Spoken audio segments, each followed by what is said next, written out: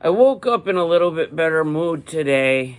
If you listened yesterday, you know what I'm talking about. So this morning I wake up in a pretty decent mood, and then I watch Monday Night Raw. So today, on the Pro Wrestling with ADHD podcast, I am going to discuss what Monday night has become in the wrestling world. I also am going to announce a project that my lady and I have coming up. And we're going to talk about that all today on the podcast. You guys enjoy.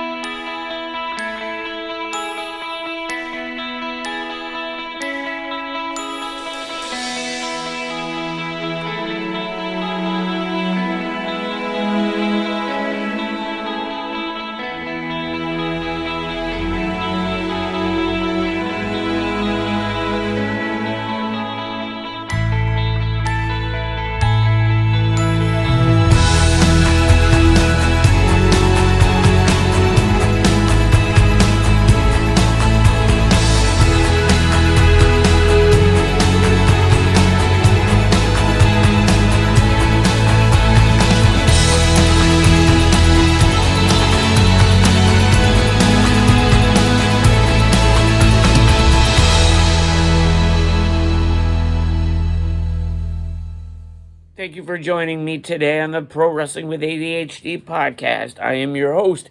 I am Double S Shooter Storm, and like I said at the top of the program, I'm in a slightly better mood. I was in a slightly better mood, and then Monday Night Raw came on the air.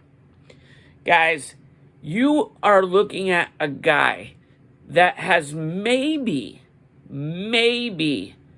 missed two Monday Night Raws in his life. Two. Whether it was live or whether it was recorded. One I remember I missed was back, in 1997. My father decided he wanted to be a dad for a little bit, and he brought me to see a movie. That movie was Star Wars. Somebody returned, or some Jedi was doing something, and I hated it because Raw was on at home, and I missed it, and it was the night that Sabu jumped off the R on the Raw entranceway, and I missed it. Luckily, I had a brother that knew how to use a VCR like a madman. He put that VHS tape in, and there it was. I got to watch it the next morning in all its glory, because by the time I got home, my mom told me it was bedtime. So, fast forward now. We go ahead. That was telling you back in those days, all the way, for a very long period of time. Even when Raw was just an hour long of squash matches, it was exciting. It was the World Wrestling Federation. And now, you fast forward 20 plus years, and Monday night for me, most of the time, Katie and I watch the highlights on YouTube and thank one another for not making them watch 3 hours every Monday night. Hear me out and hear me good. Then, now, forever. WWE slogan, correct? Then, now, forever. Incredible. I cannot wait for the forever part. You out of your mind, guys? Listen here. Now, I know there's a ton of WWE marks out there. Listen, guys, I've been brought in to do work with the WWE, and I appreciate them when they employ me to do something on their events. Absolutely. But I'm going to call them out on the recycled bullshit they put out every single week. Not long ago, do you guys remember? How can you forget? It was every week. We had the Street Profits against Zelina Vega's group of sexy men, right? And now, Zelina Vega is gone, which that's a whole different topic that I am going to discuss on an upcoming podcast. Zelina's been a friend of mine for a long time. I was introduced to her through Tommy Dreamer. I'm picking my nose, guys, because, well, it's the winter, and now the bullshit starts. So, anyhow, Monday nights, it has become nothing but recycled bullshit.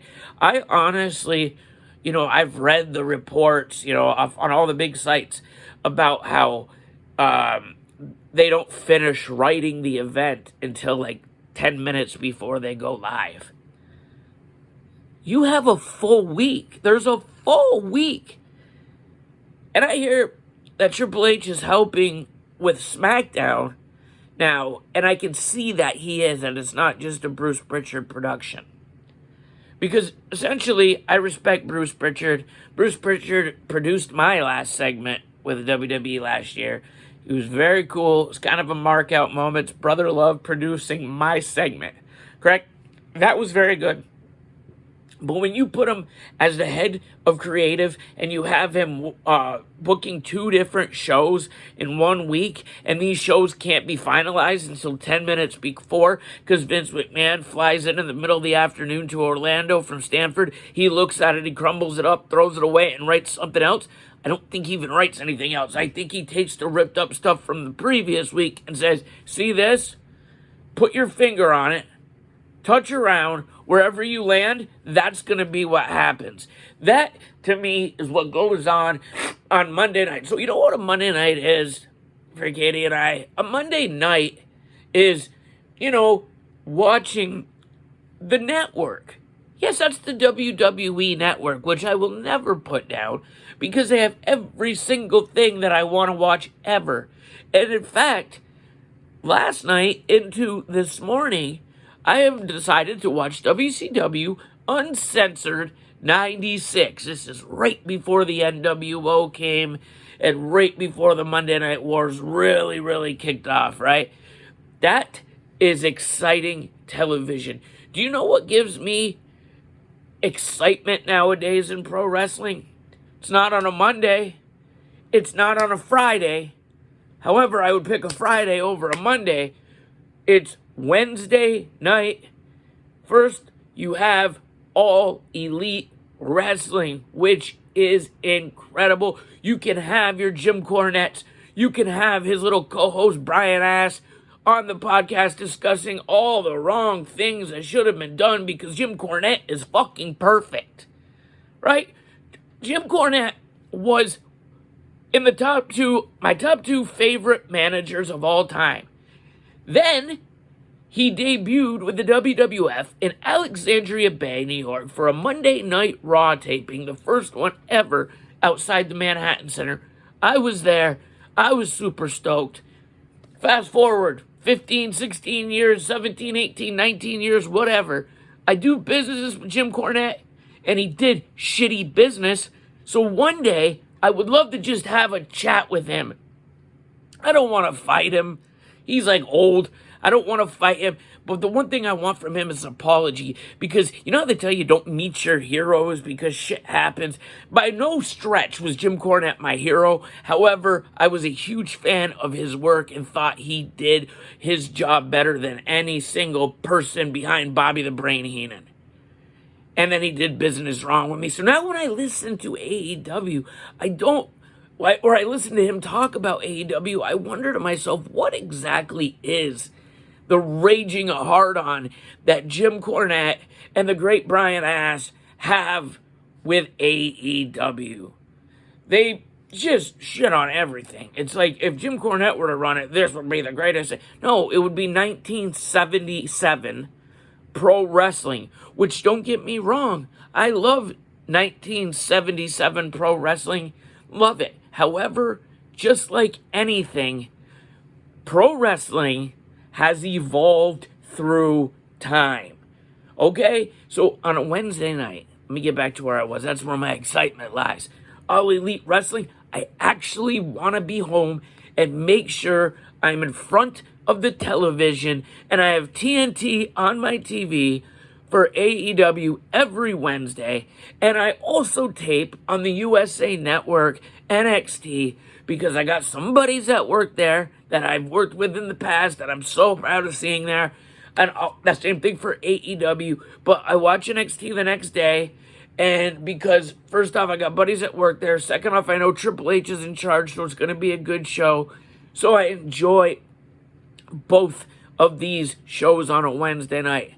I don't know. Monday night has become heartache. Seriously, I have been invested in a relationship with WWF/E for, I'm 38 years old. I started watching when I was 2. So that's 36 years of being a fan, like a loyal fan, even when I got into the wrestling business and started wrestling myself. For those 19 straight years, I still said all the positive stuff about the WWE. And if there was any positive thing on any of their television, I would absolutely let you know. And I'm about to let you know that the only thing right now, besides the heavyweight title picture with Orton and Drew McIntyre now against Reigns, is Bray Wyatt, The Fiend, and Alexa. That is the way to build some characters, and it's something the WWF always did so well, was build characters. Even their garbage ones in like the mid-90s when we had we had Isaac Yankem, we had the Goon, it's Bill Irwin wearing wrestling skates. Like, it was obviously, it was in its time, and at my age, at that time, it was awesome. I didn't care. But honestly, nowadays, it's a recycled bunch of mumbo jumbo. The Hurt Business, I think they are all incredible. Put some championships on them.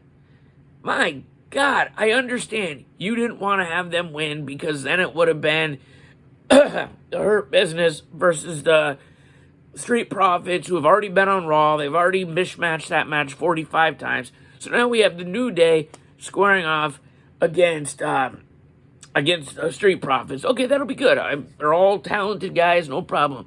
See, I don't have a big problem with their pay-per-views. I really don't, because there is some credibility to their pay-per-views.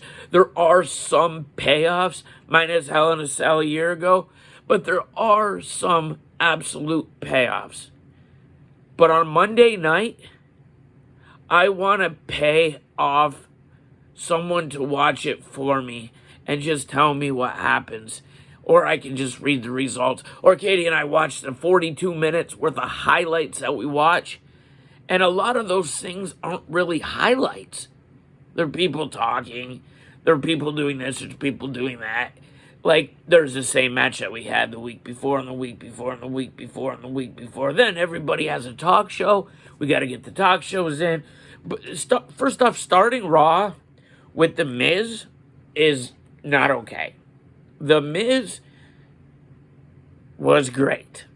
John Morrison was great. However, they do not belong in big segments on Raw. So that is my discussion right now, because I'm starting to not feel very well. I'm a little dizzy, actually, right now, because I got so amped up like that. When I get up early and I'm all over the place, haven't had my coffee yet, but I still want to give you guys some content and hope you enjoy my beliefs. And I, with all sincerity, am praying to the gods and Vince McMahon to give us our Raw back. Not Ryback, our Raw back. Because this is not my Monday night. Okay, now on to some, what, hear that cracking? Yep. On to some positive information, some news that Katie and I have had some discussions. And, we're doing the haunted stuff, which is going to be great. We're going to end up going on a haunted tour once everything calms down a little bit. Maybe there's going to be, we heard today on the news, there's 2 possible you know, whatever the hell they call it, two things that can make you not get COVID. It's early, guys. Just understand. Two vaccines that are one's 90%, one's 95%. I really want it because Katie's health isn't always that great. She has a bad immune system. She almost died last year from pneumonia. She had 103.8 temperature. And I'll be goddamned if I go somewhere and I bring it back to her. I'll be goddamned if she goes across, here or there or otherwhere, and she ends up sick. That's not going to happen. We're not going to do it that way. Even though we do, it's always wash our hands. We wear our mask. We do everything by the book because this is no joke. And I don't care if there's people out there that want to go ahead and take jabs and tell me, oh, it's like the flu. Why so many people that... Shut the fuck up. 270 plus thousand people have died just in the matter of like 8 months to this shitty disease. All right, so if we could get this handled, we're going to end up going on our haunted tour. And we're also going to do some meet and greets. We're going to do some wrestling events once everything's cleared up. But during this whole time, starting even today, we have all of our cameras, every last one of them, charging and getting ready. Because as of today, because a lot of people don't know what the story is at this point and what goes on with us.